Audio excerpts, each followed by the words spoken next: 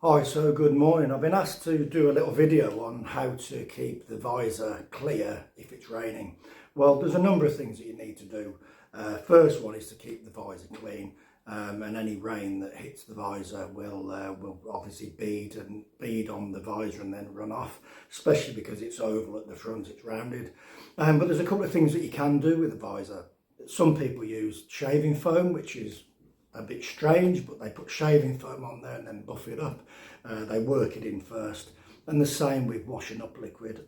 I'm not a big fan of that stuff, to be fair, so I use the furniture polish, and what that does, it forms a sheen on the visor, and when it rains, obviously as the wind hits the visor when you're riding a little bit quicker, it just beads off.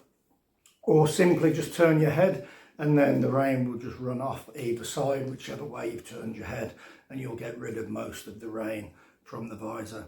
One of the other issues with visors, if they're old and knackered and scratched, then they will collect the water, and when they collect the water, then it's very difficult to get rid of it. So my advice is always to get yourself or change your visor, get yourself a new visor and then fit a visor. It's much cheaper to get a new visor than it is a new helmet. So example, £500 helmet, £50 visor.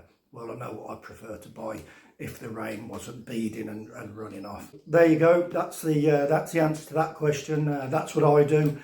So a bit of polish, give it a good buffing up, get it to form a nice sheen, and then the rain should move off. And again, just turning your head slightly left and right when you're riding, especially above 30-40 miles an hour, then the rain will just go to the side, whichever way you look while you're riding. Hope that answers your question. Any more questions, give me a shout. More than happy to answer anything that you've got.